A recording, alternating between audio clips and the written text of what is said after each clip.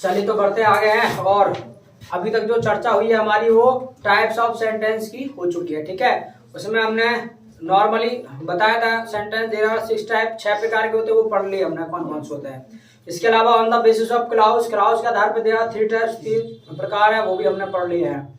और ये इन सब चीजों की जो हम चर्चा कर रहे थे वो इसलिए कर रहे थे ताकि हमको सिंथेसिस जो है वो अच्छे से समझ आए, इसलिए हमने पढ़े हैं। ठीक है, और मैंने कहा भी था कि सिंथेसिस को कवर करने से पहले सबसे पहले आपको ज्ञान होना चाहिए क्लाउज क्या है, सेंटेंस क्या है, एक्सेप्टेड। इसके अलावा जो है आपको जानकारी होना चाहिए कि on the basis of clause कितने प्रकार के सेंटेंस होते हैं, नॉर्मली सेंटेंस कितने प्रकार के होते हैं, सब जान लिया। इसके अलावा एक चीज की और आपको जानकारी होनी चाहिए जिसको हम पढ़ने वाले, तब हम सिंथेसिस की तरफ मतलब अपना रुख करेंगे। चलिए, अब जो आपको जानकारी होना चाहिए ना, एक प्रकार से हम नया चैप्टर पढ़ने जा रहे हैं, वो है आपका नॉन फाइनाइट। क्या है? Non finite. नॉन फाइनाइट यानी आज जो हम बात करने वाले हैं वो है आपका नॉन फाइनाइट, यानी आपको जो है नॉन फाइनाइट का जानकारी होना चाहिए। अच्छा, ये नॉन फाइनाइट क्या होता है? नॉन फाइनाइट का मतलब है ये भी एक प्रकार का ना, नॉन फाइनाइट जो होता है ये भी एक प्रकार का ना वर्ब भी होता है। क्या होता है? वर्ब। ये भी एक प्रकार का वर्ब होता है। इसके अलावा वर्ब क्या है इसकी जानकारी मैं आपको दे चुका हूं, और वो कहाँ दी है आपको? बेसिक क्लास में। ठीक है, बेसिक क्लास में। जो यूट्यूब पर देख रहे हैं उनको नहीं पता है तो वही बेसिक क्लास अपना सर्च कर लो। ठीक है, ग्रामर का बेसिक क्लास 1, बेसिक क्लास 2, इस तरीके से तो आपको जो वर्ब है वो पढ़ने को मिल जाएगा वो क्या चीज है। चलिए तो बढ़ते हैं। इसके अलावा और इसके अंदर पता है 3 चीज आती हैं, इसके अंदर जो आपकी आती है वो 3 चीज आती है जिनकी आपको जानकारी होना चाहिए। इसके अलावा जो नॉन फाइनाइट है वो है क्या, इसके अलावा और थोड़ी सी मैं बता देता हूँ। ये हमने कहा जैसे कि वर्ब है, इसके अलावा जो वर्ब है वो भी हमने आपको बेसिक क्लास में पढ़ाया था कि वर्ब जो है वो 2 प्रकार की होती है, मतलब बड़े रूप में बांटने का प्रयास करें तो एक तो मेन वर्ब होता है, दूसरा ऑक्सिलरी वर्ब होता है। यही सिर्फ और सिर्फ 2 प्रकार की वर्ब होती है, एक मेन वर्ब और दूसरा ऑक्सिलरी वर्ब। इसके अलावा मेन वर्ब के बिना एक अपने भाग होते हैं, अपने पार्ट होते हैं। जब हम मेन वर्ब की बात करते हैं तो मेन वर्ब के भी अपने पार्ट होते हैं, अपने भाग होते हैं। उसको भी ना हम 3 खंड में बांट सकते हैं, मतलब 3 ABC करके उसे हम 3 खंड में बांट सकते हैं। और उसमें जो है वर्ब मिल सकते हैं हमें किस किस तरह की पता है? हमें मिल सकता है उसमें फाइनाइट वर्ब, इनफाइनाइट मिल सकता है, हमें उसमें मिल सकता है एक प्रकार से रेगुलर, इरेगुलर, हमें मिल सकता है ट्रांजिटिव, इंट्रांजिटिव। ठीक है, ये सब क्या होता है वो बात की बात है, बस फिलहाल इतना जानो। एक हम जो यहाँ बात करने जा रहे हैं ना वो नॉन फाइनाइट वर्ब की बात करने वाले हैं। और नॉन फाइनाइट वर्ब का मतलब क्या होता है?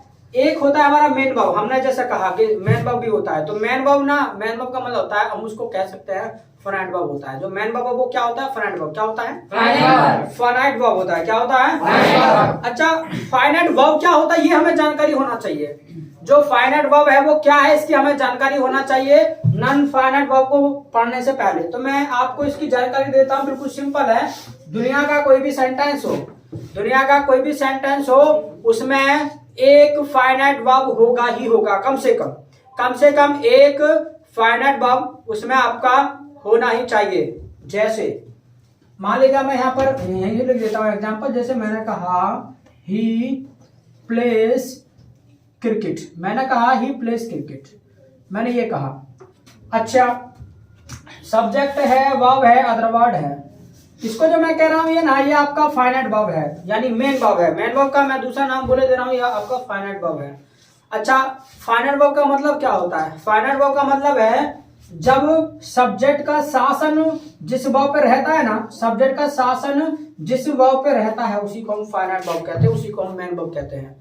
यानी इस सब्जेक्ट का शासन इस वर्ब पे रहता है, और अगर हम इसका टेंस चेंज करें, सब्जेक्ट चेंज करें तो इसमें परिवर्तन हो जाएगा, और वही फाइनाइट वर्ब कहलाती है। जिसपे कंट्रोल हो, जिसपे सब्जेक्ट का मतलब कंट्रोल हो जिस वर्ब पर, उसी को हम फाइनाइट वर्ब कहते हैं। जैसे जरा देखो, मैं अगर इसका चेंज करने लगूँ ना सब्जेक्ट, तो ये चेंज हो जाएगा। मैंने कहा आय, और मान लीजिएगा आय के साथ ही आपको भले भांति पता होगा प्लेस नहीं आएगा, प्ले आएगा, ये जानकारी होगा। आय प्ले क्रिकेट हो जाएगा। तो समझ आ रहा है क्यों हो रहा है?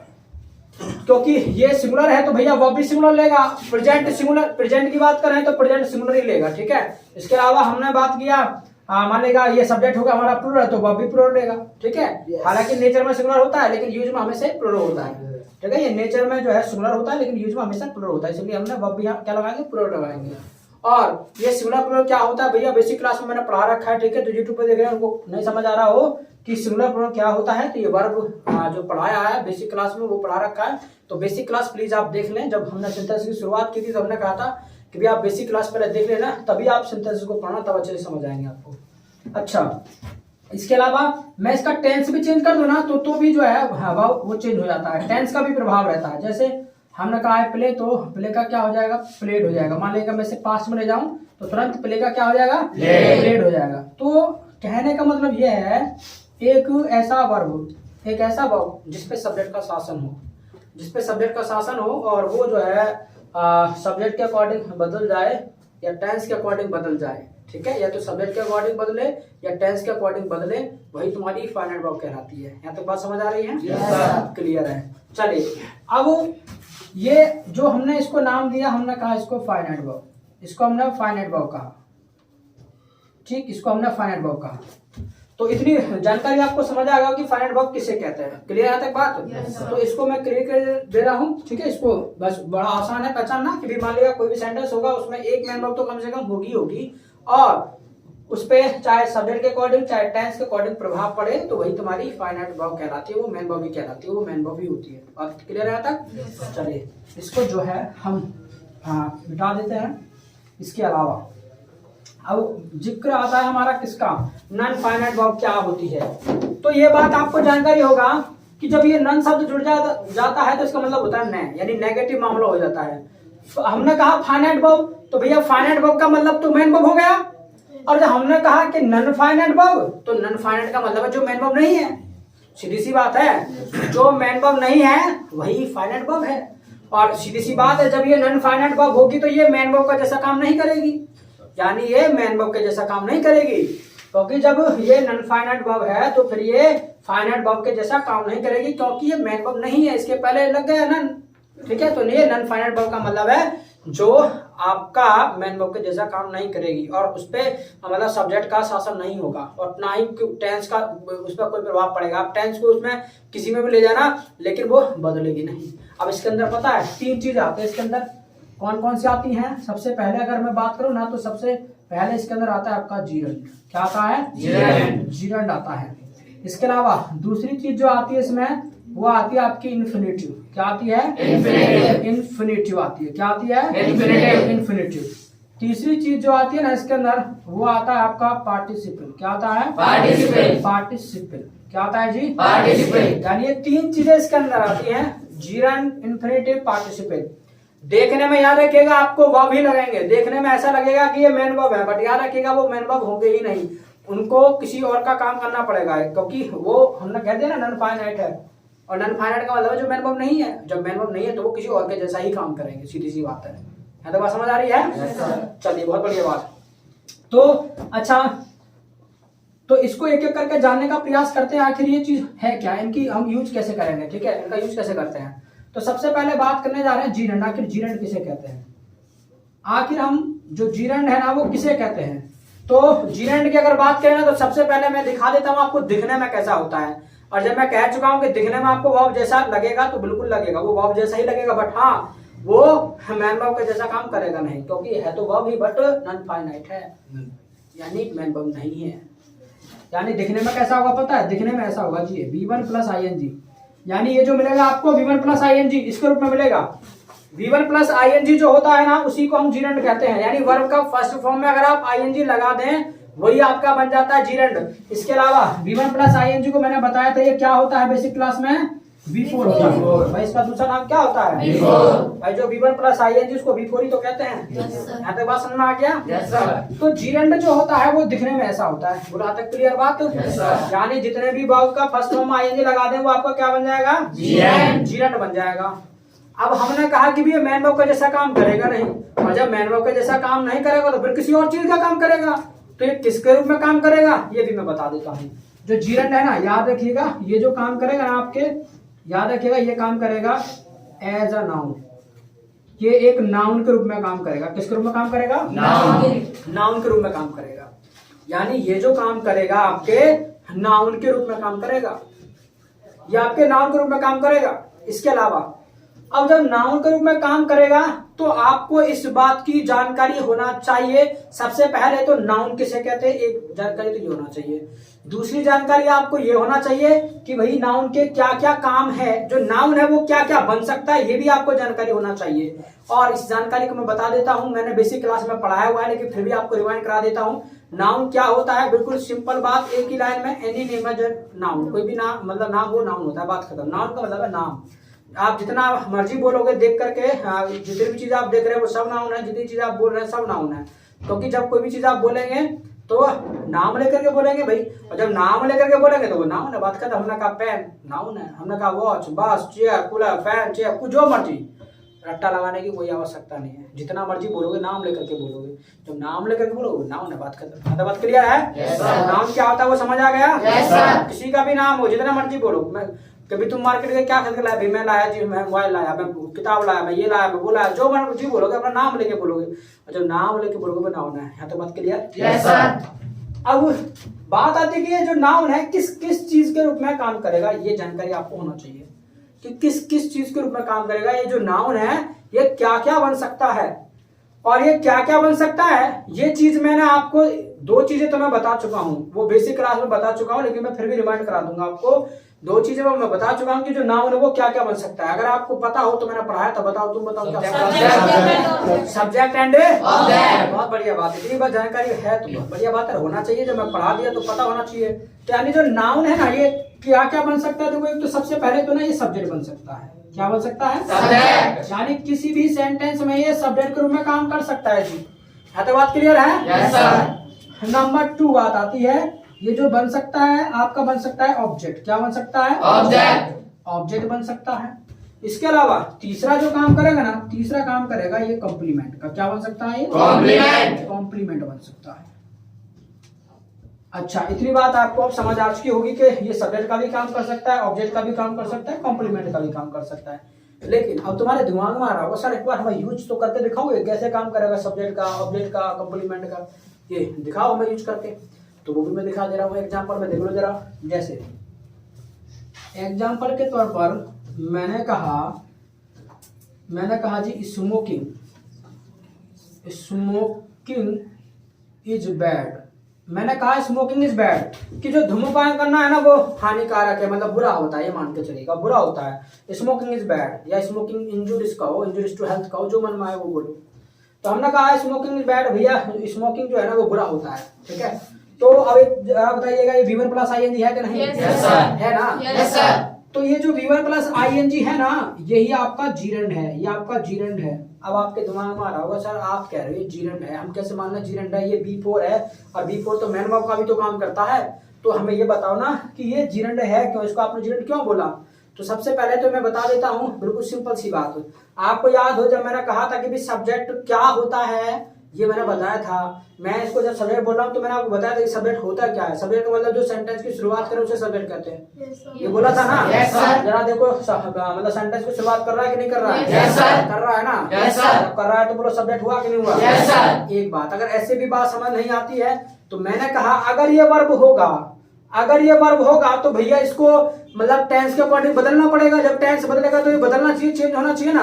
मान लेगा ये जो सेंटेंस है ये प्रेजेंट में है, अब प्रेजेंट में क्यों है? क्योंकि इजारा है, और इसका मतलब क्या होता है? B5 होता है। B5 बोले तो प्रेजेंट होता है, बोलो होता है कि नहीं होता? ये बेसिक क्लास में पढ़ाया था जब आपको B1 B2 B3 B4 B5 करके पढ़ाया था बाबू, तो कहा था कि B5 का मतलब होता है प्रेजेंट सिंगुलर। तो बोलो लेकिन ये जो टेंस है प्रेजेंट ही तो है, प्रेजेंट की तो बात कर रहे हैं। और जब प्रेजेंट की बात कर रहे हैं इसको मान लेगा हमें पास्ट में करना है, तो बस पता है ऐसे नहीं कि स्मोकिंग का स्मोक्ड हो जाएगा, इसी में परिवर्तन आएगा, वर्ब में परिवर्तन आएगा, क्योंकि मेन वर्ब तो यही है भाई। ये तो अदर वर्ड में आ रहा है, सब्जेक्ट हो गया, वर्ब हो गया, अदर वर्ड हो गया, यानी जो भी परिवर्तन होगा वो इसमें होगा, इसमें कुछ नहीं होने वाला है। आप इसे पास में ले जाइए, जहां मन करे वहां ले जाओ, इसमें परिवर्तन नहीं होगा, ये जो का तो रहेगा। बोला तक बात समझ आती कि नहीं आती? समझ आ रही है तक बात? बहुत बढ़िया बात। चलिए तो ये समझ में आया कि हाँ इस सभी में काम कर सकता है। और भी एग्जांपल देख लो। आपको कहना है कि भी walking is good, walking is good. आपने कहा कि जी वॉकिंग इज गुड, जो टहलना है वो अच्छा होता है, वॉकिंग इज गुड। तो सीधी सी बात है, वॉकिंग है ये भी सब्जेक्ट का काम कर रहा है कि नहीं कर रहा है? तो बात समझ आ रही है? Yes sir. किसी कोई डाउट? No sir. नहीं है, बहुत बढ़िया बात। इसके अलावा तो जितना मर्जी आप बोल सकते हैं इस तरीके से, ठीक है। Smoking is bad, smoking is health, working is good, ठीक है, कुछ भी जो मन में आए। इसके अलावा नंबर 3 देख लो। अब बात आती है ऑब्जेक्ट के रूप में कैसे काम करेगा। अब ऑब्जेक्ट के रूप में कैसे काम करेगा जी, देख लो जरा। ऑब्जेक्ट का स्थान आपको पता है कहाँ होता है, ये बेसिक क्लास में पढ़ा हुआ है। जो ऑब्जेक्ट का स्थान है वो कहाँ आता है, वो वर्ब के बाद ही आता है। यानी वर्ब के बाद या तो आता है कॉम्प्लीमेंट या आता है ऑब्जेक्ट, यही तो आता है। दो ही चीज आती है, इसके अलावा कुछ नहीं आता। या तो ऑब्जेक्ट आता है, कॉम्प्लीमेंट आता है अदर वर्ड में। अब जरा देख लो, जैसे हमने कहा आई लाइक सिंगिंग, कि मुझको ना सिंगिंग करना पसंद है। आई लाइक सिंगिंग, मैंने ये बोला, मान लीजिएगा आई लाइक सिंगिंग, भाई मुझे सिंगिंग पसंद है, यानी मुझे गाना पसंद है, ठीक है। आई लाइक सिंगिंग मैंने बोला, मुझे गाना पसंद है। तो एक बार बताइएगा कि सब्जेक्ट हो गया, वर्ब हो गया, तो ये ऑब्जेक्ट हुआ कि नहीं हुआ?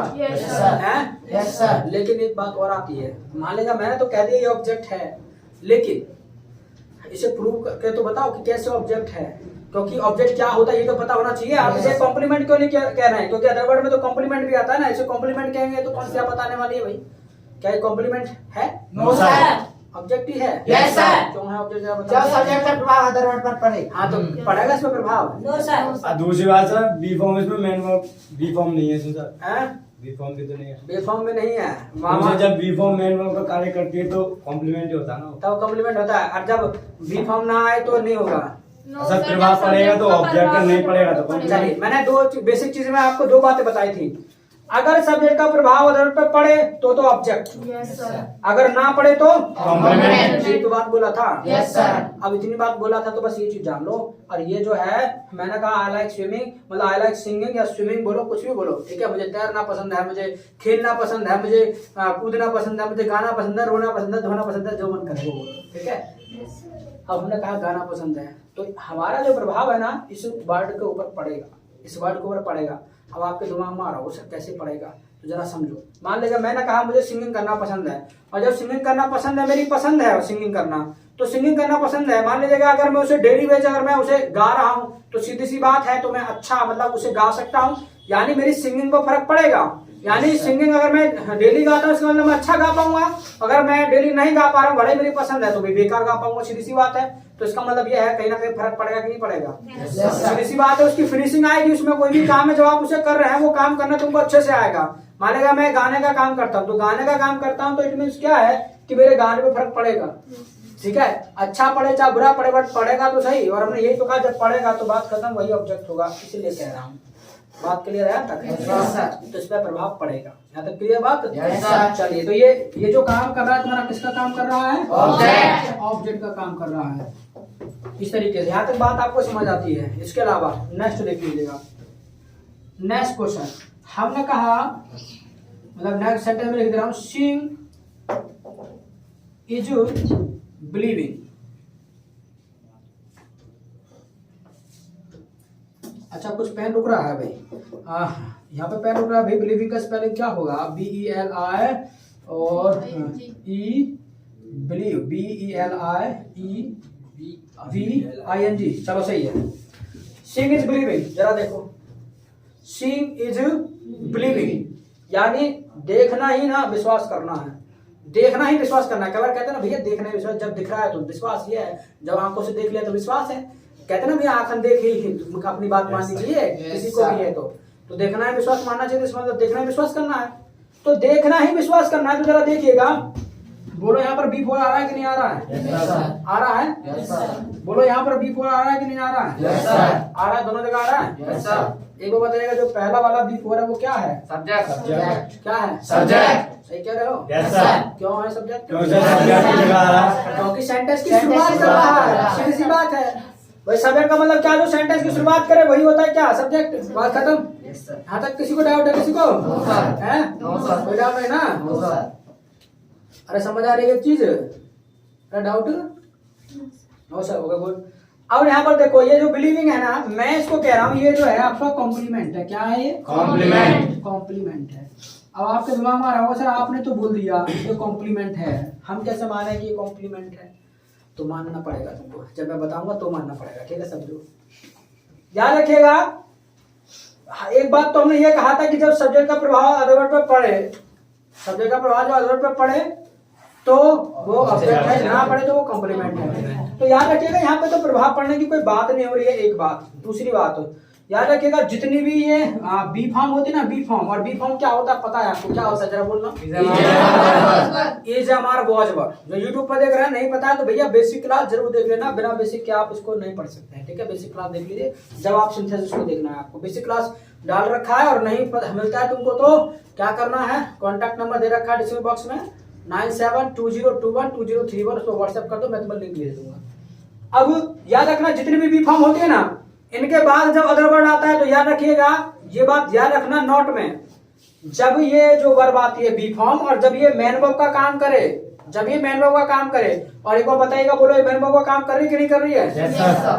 कैसे करे जरा बताना। क्योंकि इसके बाद सर दूसरी बार कोई वर्ब नहीं नहीं सर, है? सर कोई वर्ब नहीं। इसके बाद कोई दूसरी वर्ब नहीं है। नहीं है, ये कहना चाह रहे हो तुम? है यस सर। क्यों नहीं है? वर्ब है तो सही, बिफोर तो है। सब तो ऑब्जेक्ट कॉम्प्लीमेंट का कार्य कर रही है। कॉम्प्लीमेंट का कार्य कर रही है। क्यों कर रही है? क्योंकि देखिए ये मेन वर्ब का काम इसीलिए कर रही है, क्यों? क्योंकि यहाँ पर जो है ना, ये जो सब्जेक्ट है ये कैसा है? सब्जेक्ट कैसा है? ये जो सब्जेक्ट है तुम्हारा कैसा है? डूअर है नॉन डूअर है? डूअर है, ये डूअर है नॉन डूअर है? सब्जेक्ट तुम्हारा नॉन डूअर है। सब्जेक्ट जो है तुम्हारा ये नॉन डूअर है। देखना क्या है इसमें, कौन ये को देखने वाला कौन सा कौन काम कर रहा है? कोई व्यक्ति है क्या? भाई डूअर तो वही हो सकता है जो व्यक्ति हो, सीधी सी बात है। तो इसलिए नॉन डूअर है। और इसके जब नॉन डूअर है तो ये नॉन डूअर जो है यहाँ पे पैसिव सेंटेंस की कोई बात है नहीं, क्योंकि अगर पैसिव होता तो बी फॉर्म प्लस वर्ब का थर्ड फॉर्म होता है, ऐसा भी नहीं है। तो इट मींस ये सेंटेंस तो एक्टिव वॉइस का ही है, ठीक है, एक्टिव वॉइस ही है। इसके अलावा ये जो काम कर रहा है ये मेन वर्ब के रूप में काम कर रहा है। जब ये मेन वर्ब के रूप में काम करे बी फॉर्म, तो याद रखिएगा हमेशा इसके बाद कॉम्प्लीमेंट आता है। ये बात नोट में ध्यान रख लेना कि जब ये मेन वर्ब का काम करे तो हमेशा इसके बाद क्या आएगा? कॉम्प्लीमेंट। कॉम्प्लीमेंट। ये मेन वर्ब क्यों है ये कहना चाह रहे हो? मेन वर्ब ये इसलिए है क्योंकि इसके बाद ना कोई और वर्ब है नहीं। ये जो वर्ब नहीं है ये कॉम्प्लीमेंट आ रहा है, ये जीरंड है, ये जीरंड है, ये फाइनाइट वर्ब नहीं है, जीरंड है। और जीरंड ये इसलिए है क्योंकि इसका जो सब्जेक्ट है वो नॉन डूअर है। इसका सब्जेक्ट नॉन डूअर ऐसे है, कैसे इसके ये वर्ब जस्ट सब्जेक्ट के बाद आ रही क्या ये वाला? नहीं, ऐसा नहीं कर सकते, ऐसे नहीं कर सकते हैं। ये सब्जेक्ट हमारा नॉन डूअर है। इसके अलावा जब नॉन डूअर होगा और ये फिर हमारा मतलब जो मेन वर्ब के रूप में काम नहीं करेगा, ठीक है, ये मेन वर्ब के रूप में काम नहीं करेगा। जब यहाँ पे पहले से ऑलरेडी जीरंड है तो ये मेन वर्ब के रूप में काम नहीं करेगा, यानी हमारा नॉन डूअर हो। कहने का मतलब ये है नॉन डूअर हो। जैसे और भी ले लो एग्जांपल, अब क्लियर हो जाएगा। नंबर 5 देख लो। मैंने कहा my hobby is singing. My hobby is singing. मैंने कहा मेरी जो हॉबी है ना वो सिंगिंग है। एक जरा देखो यहाँ देखो, सिंगिंग किसका काम कर रहा है? ऑब्जेक्ट। तो ये रट्टा लगा कर नहीं बैठ जाना है कि जहां सिंगिंग आएगा वो ऑब्जेक्ट का ही काम करेगा, इससे मतलब नहीं होता है। अब जरा देखो माय हॉबी, मैंने कहा मेरी हॉबी जो है वो सिंगिंग है। तो यहाँ पे देखो माय हॉबी मेरी हॉबी है, मेरी हॉबी है। अब ये जो हॉबी शब्द है ना ये नॉन डूअर ही तो है, तो कोई काम करने की यहाँ पे कोई बात थोड़ी नहीं हो रही है, नहीं हो रही ना। और इसके बाद देखो जरा ये जो आ रहा है बी फॉर्म आ रहा है, और जब बी फॉर्म आता है और यहाँ पे नॉन डूअर आ रहा है, इसके बाद जो भी आएगा वो सब कॉम्प्लीमेंट ही होगा। क्या होगा? कॉम्प्लीमेंट। ये जो सिंगिंग शब्द आ रहा है ना यहाँ पर, ये भी ना कॉम्प्लीमेंट है, इस बात का ध्यान रखना, ठीक है। और रट्टा मार के नहीं बैठ जाना कि सिंगिंग है, जहाँ भी आएगा वो आपका ऑब्जेक्टिव बन जाएगा, इससे मतलब नहीं होता है। बस आप इतना दिमाग में बिठा लीजिए बात, जब आपका बी फॉर्म मेन वर्ब के रूप में काम करे, जब आपका बी फॉर्म बोले तो is am are was verb और अपने आप में बी, जब ये मेन वर्ब का काम करे तब इसके बाद जो आएगा वो हमेशा कॉम्प्लीमेंट ही आएगा। बात समझ आ रही है? Yes sir. इसके अलावा और भी जान लो बड़े आसान तरीके से। मैंने अभी ना ये जो दिखाया तुम्हें जिरंड का इस्तेमाल करके दिखाया, तुम्हें ना एक नाउन का इस्तेमाल करके दिखाता हूँ, एक ही शब्द को तुम्हें एक ही शब्द को इस्तेमाल करके दिखाता हूँ कि वो ऑब्जेक्ट कैसे बनेगा, सब्जेक्ट कैसे बनेगा, कॉम्प्लीमेंट कैसे बनेगा। जरा यहाँ देख लो नाउन को, तो तुम्हारा अच्छे से ना क्लियर हो जाएगा जो बात मैं कहना चाहता हूँ। मैंने कहा राजू टेक्स टी। मैंने कहा राजू टेक्स टी। राजू जो है ना वो चाय पीता है, ठीक है, राजू टेक्स टी। या और सिंपल मैं कर देता हूं, मैंने कहा राम लाइक्स सीता। मैंने कहा राम लाइक्स सीता। अब जरा देखो एक बार बताओ पहले मुझे, ये नाउन है कि नहीं? Yes sir. है ना नाउन? Yes sir. सीता ये बोलो नाउन है कि नहीं? Yes sir. है ना? Yes sir. अब जरा देखो जो राम है ये सब्जेक्ट का काम कर रहा है क्या ऑब्जेक्ट का? सब्जेक्ट सब्जेक्ट काम कर रहा है। Yes, sir. क्या कर रहा है? Yes, सेंटेंस की शुरुआत कर रहा है। तो ये बात समझ आ गया आपको सब्जेक्ट क्या होता है? Yes sir. भाई बेसिक क्लास आपने पढ़ रखा है तो बात ये समझ में आ रहा है, अगर नहीं पढ़े होते तो समझ में नहीं आता। जो यूट्यूब पर देख रहे हैं बेसिक क्लास पढ़ रखा है तो समझ में आएगा, नहीं तो नहीं आएगा जी, चांद तारे के लोग बैठ करके। चलिए, तो राम लाइक सीता, जरा देखो ये वाव आ रहा है Yes, sir. और ये जो है अदर वर्ड है जी। लेकिन अदर वर्ड में भी ये ऑब्जेक्ट है कि कॉम्प्लीमेंट है, ये क्वेश्चन है क्या है जी? तो जब बताइएगा ऑब्जेक्ट है कि कॉम्प्लीमेंट है, बोलो। ऑब्जेक्ट है, सीधी सी बात है। राम लाइक सीता, वो सीता को पसंद करता है तो सीता पर प्रभाव पड़ेगा। Yes, सीता भी उसको चाहेगी भी पसंद करना। Yes, तो इट मींस क्या है? ये ऑब्जेक्ट है, बोलो ऑब्जेक्ट है कि नहीं? Yes, sir. यानी इसको मैं ओ लिख दे रहा हूँ, ओ फॉर ऑब्जेक्ट। क्लियर है बात? Yes sir. इसके अलावा अब जरा देखिएगा, अब आपको ये रट्टा मार के ही बैठना है कि जो राम है वो सब्जेक्ट का ही काम करेगा, जो सीता है वो ऑब्जेक्ट का ही काम करेगी, ऐसा मतलब नहीं है। हमें मतलब है उसके यूज से, उसकी पोजीशन क्या है। इसकी पोजीशन ऑब्जेक्ट की जगह है तो इसलिए ऑब्जेक्ट बन रहा है, इसकी पोजीशन सब्जेक्ट की जगह है तो सब्जेक्ट बन रहा है। हम इसका पोजीशन भी चेंज कर सकते हैं। सीता लाइक्स राम, हमने कहा सीता लाइक्स राम। एक बार बताइएगा, सीता, अब बोलो क्या ऑब्जेक्ट ही रह जाएगी क्या? ये Subject. अब तो सब्जेक्ट हो गया ना। Yes, sir. वाव को सेंटेंस शुरुआत कर रहा है। Yes sir. तो ये सब्जेक्ट है, ये वाव है और ये क्या है? Object. ऑब्जेक्ट है। जरा देखो एक ही राम है, एक राम सब्जेक्ट बन रहा है, एक राम ऑब्जेक्ट बन रहा है। बन कैसे रहा है? पोजीशन का फर्क है, बस यूज का फर्क है। हो रहा कि नहीं हो रहा? Yes, sir. यही बात तो मैं समझाना चाहता हूँ कि जीरंड है, एक ही जीरंड है, एक जीरंड सब्जेक्ट, एक जीरंड देखो यहाँ पे, एक ही जीरंड, ये भी जीरंड है, ये भी जीरंड है, सब जीरंड है, ठीक है। जो V1 प्लस आई है वो सब जीरंड है। एक सब्जेक्ट बन रहा है, एक ऑब्जेक्ट बन रहा है, एक कंप्लीमेंट बन रहा है, ठीक है। इसके अलावा अब फिर मैं पर्सनली किसी एक को यूज करके दिखा रहा हूँ। मैंने यहाँ दिखाया तुमको सिंगिंग को, ठीक है। सिंगिंग को यूज करके दिखाया। सिंगिंग देखो ऑब्जेक्ट भी बन रहा है, सिंगिंग देखो कॉम्प्लीमेंट भी बन रहा है। और सिंगिंग को ना मैं जो है पता है क्या है, इसको मैं सब्जेक्ट भी बना सकता हूँ। मैं कह सकता हूँ माई सिंगिंग इज माई हॉबी, मतलब सिंगिंग इज माई हॉबी। जो सिंगिंग है वो मेरी हॉबी, मैं इसको उल्टा भी तो कर सकता हूँ। सिंगिंग इज माई, बात तो एक ही रही ना। Singing is my hobby subject बन जाएगा, एक ही शब्द है, बस बशर्ते अंतर किस चीज का, यूज का। जरा देखो, अब इसको देखो कॉम्प्लीमेंट में कैसे काम करेगा। मैंने कहा जी ही इज राम, कि भैया राम है, ही इज राम। अब ये जो है ये कॉम्प्लीमेंट है। अब आप रट्टा मार के बैठ जाओगे भैया सब्जेक्ट वर्ब और वर्ब के बाद ऑब्जेक्ट आता है, इसके हो जाएगा। वर्ब के बाद अदर वर्ड आता है, अदर वर्ड में ऑब्जेक्ट में दो चीज आती है। अच्छा, अब आप कह रहे हो सर ये कॉम्प्लीमेंट क्यों है? तो इसका मैं उत्तर देता हूं। और मैं अभी बताया था थोड़ी देर पहले, मैंने कहा जब भी बी फॉर्म मैन वर्ब के रूप में काम करे, जब भी बी फॉर्म मैन वर्ब के रूप में काम करे, वो अपने साथ हमेशा ना कॉम्प्लीमेंट ही लेकर चलती है। बोलो कॉम्प्लीमेंट हुआ कि नहीं हुआ? Yes sir. कॉम्प्लीमेंट है ना? Yes sir. खत्म। तो बस इतनी बात तो समझनी है। इसके अलावा ये मैन वर्ब के रूप में काम कैसे कर रही है? तो मैंने कहा ना, इसके बाद अगर कोई वर्ब नहीं आ रही है, ठीक है, इसके बाद कोई वर्ब नहीं है, तो सीधी सी बात है ये मैन वर्ब ही होगा। और ये हेल्पिंग वर्ब का भी काम करता है, लेकिन हेल्पिंग वर्ब का कब काम करता है? जब इसके साथ कोई और मतलब वर्ब है। जैसे हमने कहा ही इज प्लेइंग क्रिकेट, हमने कहा ही इज प्लेइंग क्रिकेट। अब हमने ही इज प्लेइंग क्रिकेट कहा, तो जरा देखो ये जो है यहाँ पर जो है हेल्पिंग वर्ब बन गया, मैन वर्ब बन गया। बात समझ आ रही है? Yes, sir. लेकिन जब ये मैन वर्ब का काम करेगा ना, तो अपने साथ हमेशा कॉम्प्लीमेंट ही लेगा। तो जीरंड का काम जो है वो नाउन के जैसा काम करता है। हमने कहा है नाउन के जैसा काम करता है। और जब नाउन के जैसा काम करता है तो आपको ज्ञान होना चाहिए नाउन क्या क्या बन सकता है। हमने कहा जी नाउन बन सकता है सब्जेक्ट, हमने कहा ऑब्जेक्ट बन सकता है, देखो बन रहा है। हमने कहा कॉम्प्लीमेंट बन सकता है, बन रहा है। अब वो चीज हमने यहाँ भी प्रूव करके दिखा दिया कि जो जीरंड है वो भी सब्जेक्ट बन सकता है, ऑब्जेक्ट बन सकता है, कॉम्प्लीमेंट बन सकता है। देखो दोनों जगह सब्जेक्ट बन रहा है, यहाँ पे ऑब्जेक्ट बन रहा है, यहाँ पे जो है देखो ऑब्जेक्ट मतलब सॉरी कॉम्प्लीमेंट बन रहा है, यहाँ पे सब्जेक्ट बन रहा है, यहाँ पे कॉम्प्लीमेंट बन रहा है कि नहीं बन रहा है? Yes sir. और कैसे बन रहा है, कैसे पहचानते हैं सब्जेक्ट, कैसे पहचानते हैं ऑब्जेक्ट, कैसे पहचानते हैं कॉम्प्लीमेंट, सब पढ़ा दिया आपको। उसके बाद बोलो कोई डाउट है कुछ? No doubt sir. किसी का कोई डाउट है तो बोलो, नो डाउट। और नहीं है तो छाप दो। बाकी यूट्यूब देख रहे हैं वो स्क्रीन कर लेंगे इसका।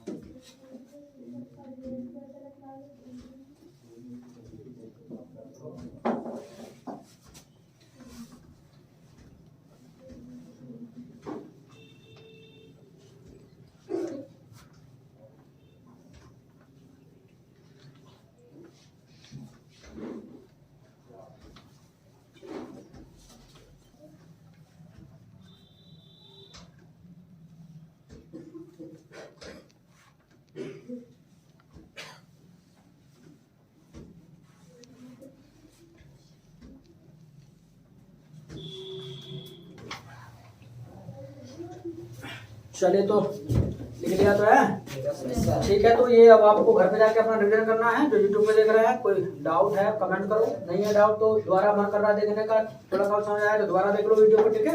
इसके अलावा फ्रेंड के साथ शेयर कर दो। So it's all for today, so thank you so much, keep learning and keep सीखते रहिए।